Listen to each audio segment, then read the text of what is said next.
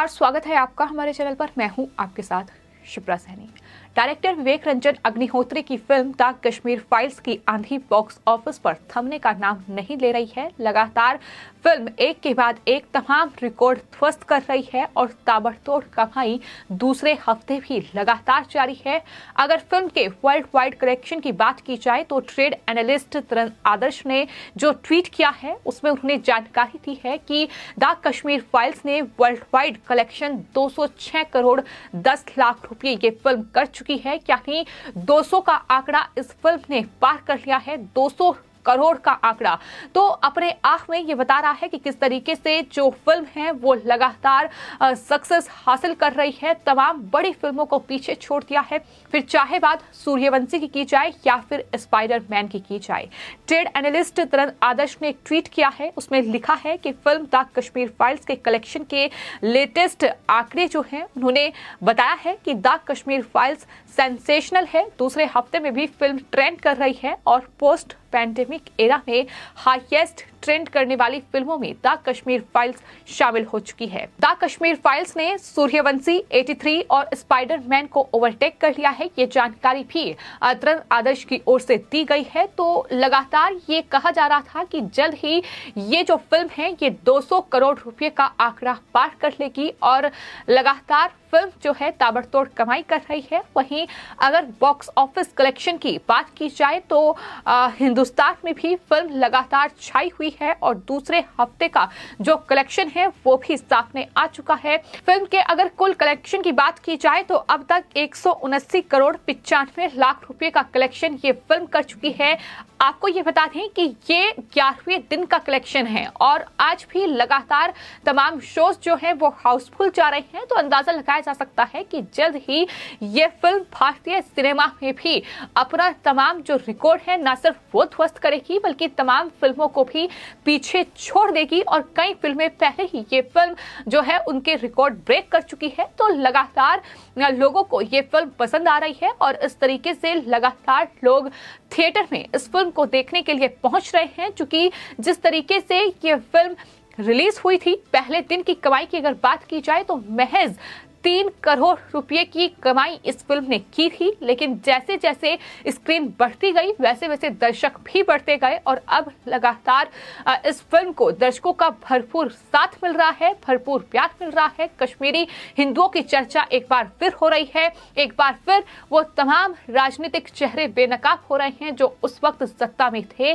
जब ये नरसंहार कश्मीरी हिंदुओं पर जम्मू कश्मीर में हुआ, किस तरीके से उन पर अत्याचार हुए। यही कहानी है जो ये फिल्म बयां करती है। एक एक किरदार जो है कहानी का वो कहीं ना कहीं अपने आप में सुर्खियां बटोर रहा है। फिर चाहे बात एक्टर अनुपम खेर की जाए जिन्होंने पुष्कर नाथ का किरदार इस फिल्म में निभाया है, वहीं मिथुन चक्रवर्ती ने ब्रह्मदत्त का किरदार निभाया है, दर्शन कुमार ने कृष्णा पंडित का रोल प्ले किया है और इसके अलावा भी तमाम जो एक्ट्रेस हैं, फिर चाहे वो पल्लवी जोशी हो या फिर जिसने शारदा का किरदार निभाया था उनकी बात की जाए, यानी तमाम जो किरदार है, तमाम जो कलाकार हैं जिन्होंने इन किरदारों को निभाया है वो कहीं ना कहीं लोगों के दिल और दिमाग पर छा चुके हैं। जिस तरीके की बेहतरीन एक्टिंग की गई है, जिस तरीके से इस पूरी कहानी को बताया गया है, यही वजह है कि न सिर्फ फिल्म की तारीफ हो रही है बल्कि एक एक किरदार की भी तारीफ हो रही है। कोई बड़ा एक्टर शामिल नहीं है, लेकिन जिस तरीके से इस पूरी स्टार कास्ट के साथ विवेक अग्निहोत्री ने काम किया है,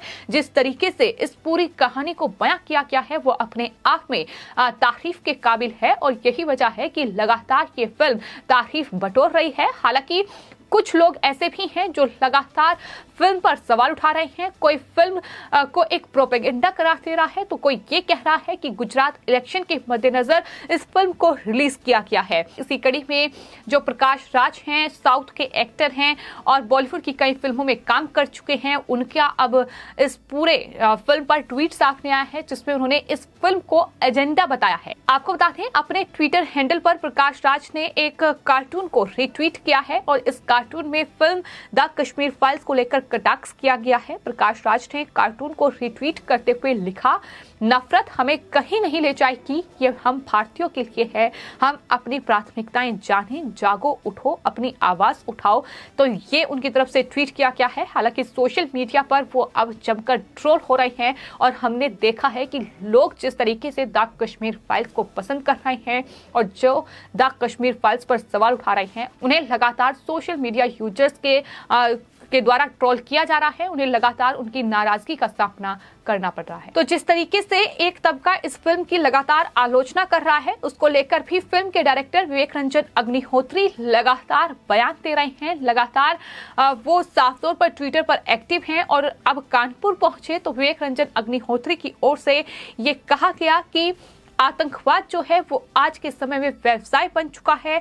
द कश्मीर फाइल्स से एक्सपोज किया तो इस तरीके से कुछ लोगों को बुरा लग रहा है, ये भी उनकी तरफ से कहा गया है।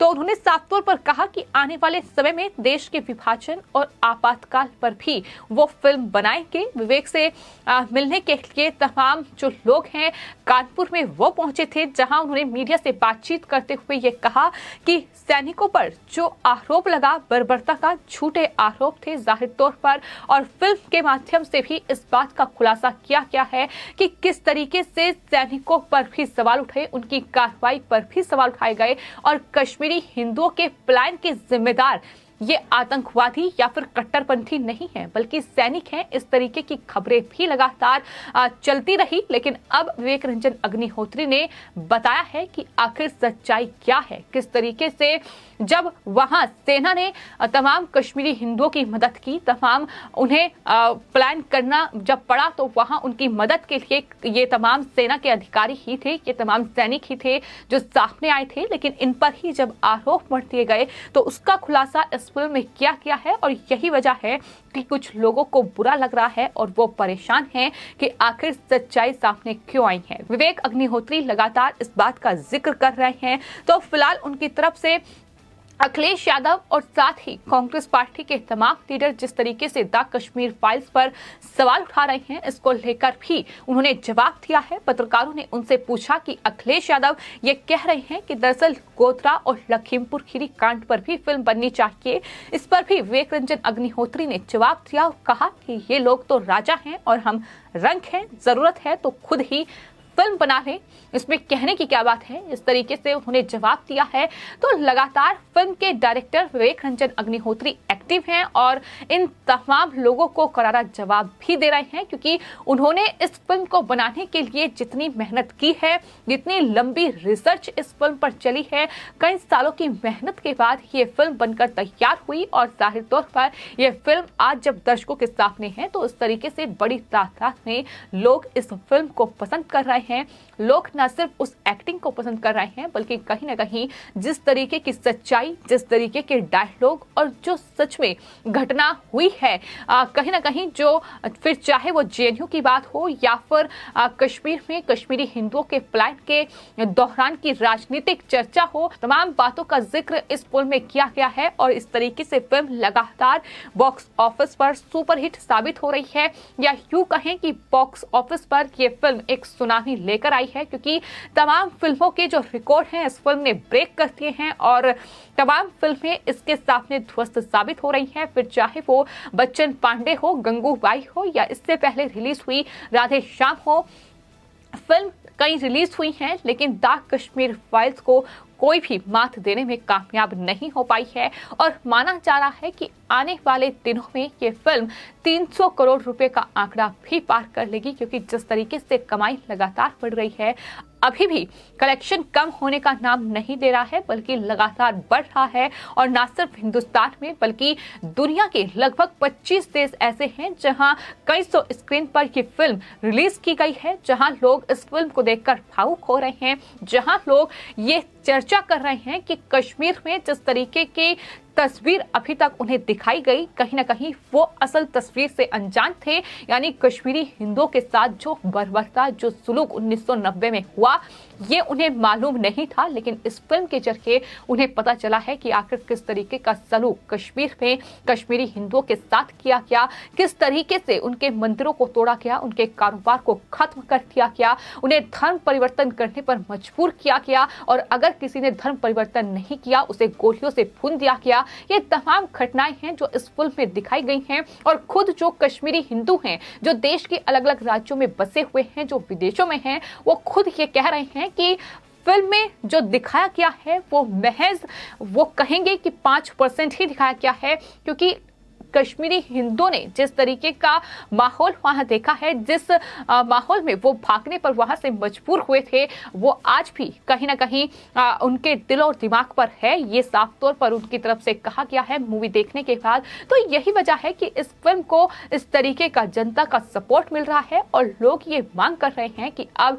इन तमाम मुद्दों पर ही फिल्में बननी चाहिए। अब आपातकाल पर फिल्म बननी चाहिए। इमरजेंसी आखिर किन हालातों में लगी, क्यों लगी, क्या वजह थी, ये तमाम चीजें हैं जिसका जिक्र लगातार देश की जनता कर रही है। हालांकि द कश्मीर फाइल्स को रोकने के लिए भी तमाम हथकंडे अपनाए जा रहे हैं। जहां राजस्थान के कोटा में हम देख चुके हैं कि धारा 144 लागू कर दी गई है, सौहार्द ना बिगड़े ये दलील दी गई है। वहीं तमाम जो देश के दूसरे राज्य हैं जहां विपक्ष की सरकार है, फिर चाहे वो टीएमसी पश्चिम बंगाल में हो या फिर तमाम दूसरे राज्य हों, वहां इस फिल्म को टैक्स फ्री भी नहीं किया गया है। तो इस तरीके का लगातार राजनीतिक चर्चा भी हम इस फिल्म पर देख रहे हैं। लेकिन फिलहाल ये फिल्म तमाम रिकॉर्ड ब्रेक कर चुकी है और लगातार रिकॉर्ड तोड़ कमाई कर रही है। 200 करोड़ का आंकड़ा पार कर चुकी है। तो वहीं हिंदुस्तान में 11वें दिन का कलेक्शन 189 करोड़ 95 लाख रुपए रहा है। तो लगातार ये कमाई का आंकड़ा फिल्म का बढ़ता जा रहा है। फिलहाल आपकी इस फिल्म के बारे में क्या राय है, हमें कमेंट बॉक्स में जरूर लिखें और चैनल को सब्सक्राइब करें। धन्यवाद।